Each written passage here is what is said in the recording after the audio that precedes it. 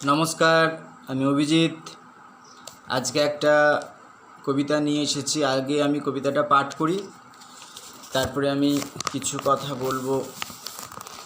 তো আমার কবিতার নাম হচ্ছে জল। আমি এটা 2021-এ 20/4/2021 রচনা করি। তো কবিতাটা আগে আমি পাঠ করি। ও শ্রেষ্ঠ প্রাণী, আজ তুমি কি করছো?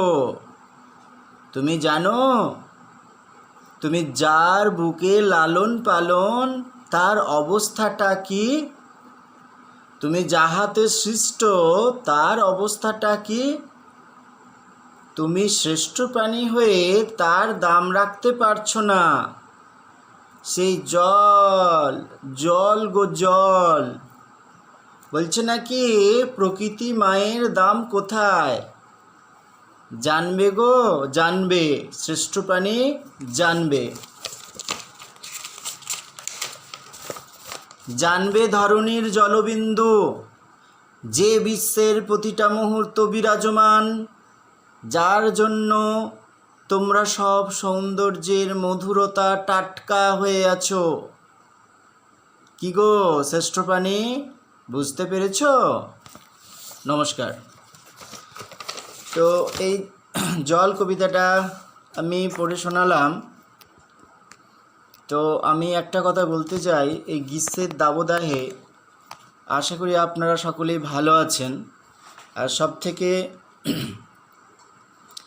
এই গ্রীষ্মকালে যারা মাঠে, বিশেষ করে যারা মাঠে চাষিরা কাজ করেন, যারা শ্রমিক কলকারখানায় কাজ করেন, যারা খোলা আকাশের নিচে, যারা রাজমিস্ত্রিরা আছেন, সেই উপরে কঠোর রৌদ্রে যারা কাজ করেন, তাদের কত কষ্ট এই গ্রীষ্মেতে।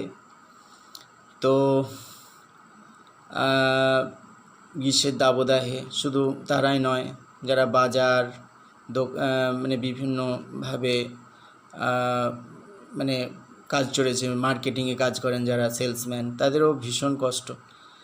তো সকলেই কষ্ট করে চলেছেন, নিজেদের জীবন সংগ্রাম করে চলেছেন নিজেদেরকে গড়তে, আমাদের দেশকে গড়তে।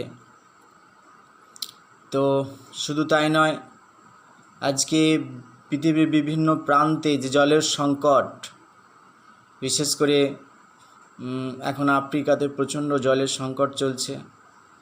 আর আমাদের ভারতেও অনেক জায়গায় জলের সংকট আছে। তো বিভিন্ন যে পাহাড়ি এলাকাগুলো, তারপর মালভূমি এলাকাগুলো, আমাদের ভারতের মরুভূমি এলাকা, তো এই এলাকাগুলো জলের সংকট। আমাদের মাননীয় শ্রী প্রধানমন্ত্রী অনেক অনেক অনেক জল তিনি তাদের কাছে পৌঁছে দিয়েছেন। তো এখনও হয়তো কিছু কিছু কাজ বাকি আছে। তো সেটা সেখানকার যারা কার্যকর্তা বা যারা দায়িত্বে আছেন, আশা করি তাদের সমস্যার সমাধানগুলো, এই জলে, বিশেষ করে জলের সংকটটাকে আপনারা মোচন করুন এবং কিভাবে সেই জায়গায় জল পৌঁছে দেওয়া যায় তার ব্যবস্থা করুন। তার কারণ হচ্ছে, শুধু লেয়ার থেকে আমাদের যে নিচে যে লেয়ার আছে, সেই লেয়ার থেকেই যে আমরা মিনি বা কল বসিয়ে জল তুলব সেটা নয়। সেখানে পাইপ লাইনের মাধ্যমে জল পৌঁছে দেওয়া যায় মানুষের কাছে, সেই ব্যবস্থাটাও মানে করা যেতে পারে।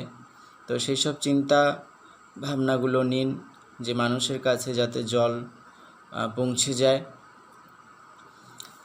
এটাই আমার একান্ত অনুরোধ বলতে পারেন। আর সকলেই এই গ্রীষ্মের দাবদাহে ভালো থাকবেন, ভালো সকলকে রাখবেন, জাতীয়তাবাদী হয়ে উঠুন, দেশকে ভালোবাসুন। নমস্কার।